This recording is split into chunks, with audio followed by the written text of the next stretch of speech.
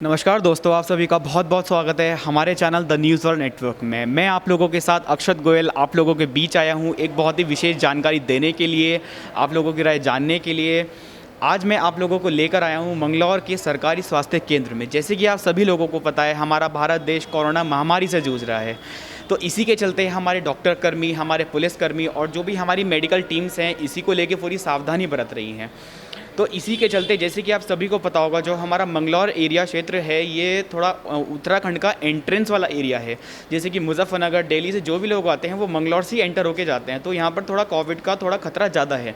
तो इसी के जो खतरा फैल रहा है, जो कोरोना फैल रहा है, इसी के चलते जो हमारी स्टेट गवर्नमेंट है, यहाँ पर मंगलौर क्षेत्र के जो स्वास्थ्य केंद्र है, सरकारी स्वास्थ्य केंद्र है, इसी के चलते यहाँ पर एक कोविड एक्सपर्ट हैं डॉक्टर एनडी अरोड़ा जी, जो हमारे साथ आज मौजूद हैं। हम लोगों को बताएंगे क्या क्या कोविड से बचने के लिए क्या क्या करा जा सकता है, हमारे यंगस्टर्स को, हमारे एज्ड पीपल को, हमारे जो बड़े बुजुर्ग हैं उन लोगों को हमारे डॉक्टर साहब बताएंगे किस तरह से उनको क्या क्या करना चाहिए। जी सर।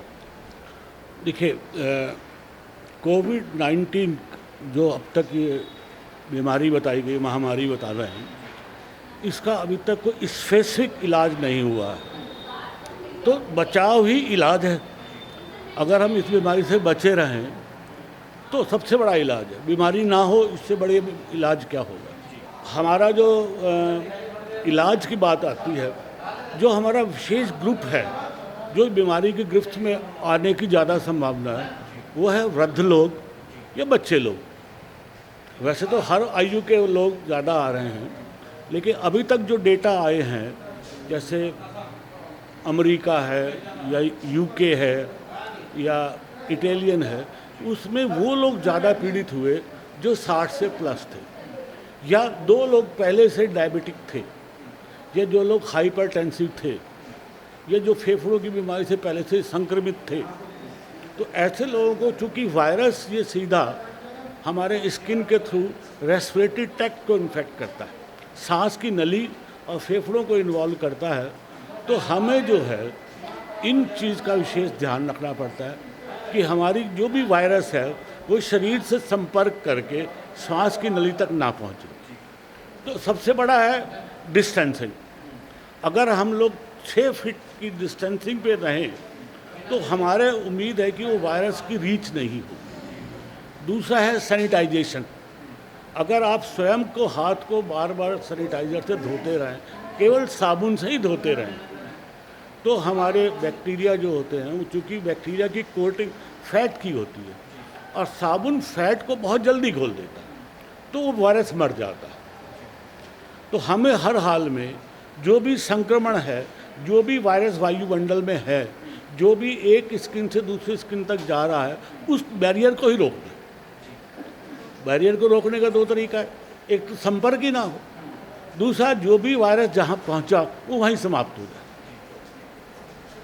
तो उसके लिए अब चूँकि हमारा देश बहुत बड़ा है और अंतर्राज्य लोग भी आते जाते रहते हैं, जैसे उत्तराखंड से यूपी बिल्कुल साथ लगा हुआ है या हरियाणा साथ लगा हुआ है, आएंगे जाएंगे लोग।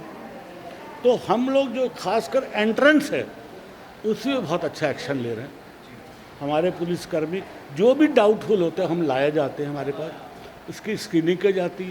पहले थर्मल स्क्रीनिंग की, थ्रोट स्वाब लेते हैं। उसका एक बार पता चल जाए कि ये सस्पेक्ट कोविड-19 है तो उसको क्वारंटीन में डाल देते हैं, और जो पॉजिटिव केस निकलते हैं उनको हम एम्स भेज देते हैं या अच्छे हॉस्पिटल में भेज देते हैं। कोशिश तो यही करते हैं कि स्वयं जल्दी से जल्दी इलाज की जाए। अब बात आई थी पीडियाट्रिक की। जो बच्चे छोटे हैं, शुरू से ही उनको मास्क लगा के रखा जाए, आदत डाली है 2, 3, 4 साल के जो बच्चे समझ सकते हैं, तो कोविड से बचा जा सकता है। प्लस अगर हम सैनिटाइजेशन रखें शुरू से तो बचे रहेंगे।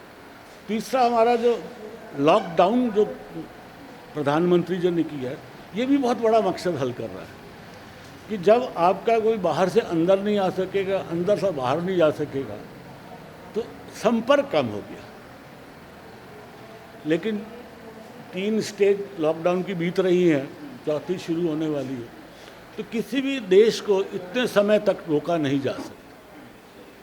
तो अब प्रधानमंत्री का भी यही है और बाकी हमारा अनुभव भी यही कहता है कि हमारी डिस्टेंसिंग तो रहे, सैनिटेशन तो रहे, एक्टिविटी थोड़ी बढ़ जाए तो स्क्रीनिंग ज़्यादा अच्छी होगी।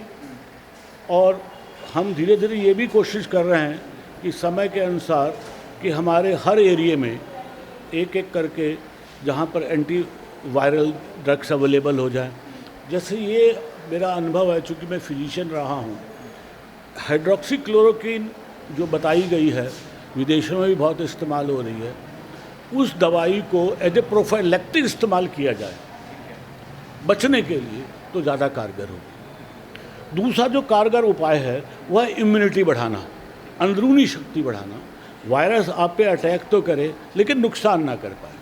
डॉक्टर साहब, मैं साहब आपसे एक क्वेश्चन करना चाहता हूँ। जैसे आपने इम्यूनिटी की बात की है, जैसे हमारे सोसाइटी के यंगस्टर्स हैं, कुछ एज पीपल हैं जो ड्रिंक करते हैं, जो स्मोकिंग करते हैं, तो काफ़ी सारे WHO की तरफ से भी हमें पता चला था कि जो ड्रिंक करते हैं, जो स्मोक करते हैं, उनकी इम्यूनिटी थोड़ी प्रॉब्लम करती है, थोड़ा वीक हो जाती है।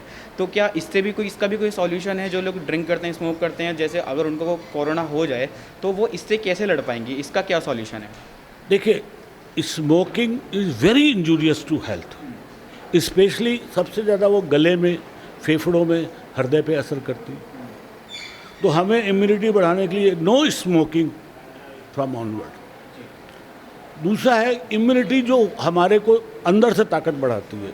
कुछ दवाइयाँ जैसे आगे इम्यून स्मार्ट है बॉडी बढ़ाने के लिए, उस टाइप की दवाएं खा सकते हैं, वो तो बाद की बात है। जो नॉर्मल इम्यून सिस्टम बढ़ाते हैं, जैसे अदरक हो गया, चाय होगी, और आपका नींबू हो गया, विटामिन सी हो गया, ये जो चीज़ें हैं हमारी इम्यूनिटी को बढ़ाती हैं। तो अगर गर्म पानी के गार्गल करें, खासकर चाय की पत्ती के गार्गल करें, तो जो इम्यूनिटी है वो भी बढ़ेगी और जो गर्मी से वायरस है वो नष्ट हो जाएगा। तो ये स्पेशली यंग्स को no smoking, no alcohol. Alcohol minor stage में डाउटफुल है, क्योंकि विदेशों में एल्कोहल का कंजप्शन बहुत ज़्यादा है, लेकिन वहाँ पर एल्कोहल लिया जाता है। लेकिन भारतीय संस्कृति में अगर आप एल्कोहल ना लें तो ज़्यादा लाभ पड़ेगा, हमारी इम्यूनिटी ज़्यादा रहेगी। क्योंकि एल्कोहल में दिक्कत क्या है कि एक बार एल्कोहल की आदत पड़ जाए तो उसकी लिमिट बढ़ती चली जाती है। जैसे आपने देखा होगा, लॉकडाउन परमिशन मिलते ही लंबी कतारें लग गई, सोशल डिस्टेंसिंग भी कम हो गई, अनाप शनाप रेट में भी लोग खरीदने को तैयार हो गए।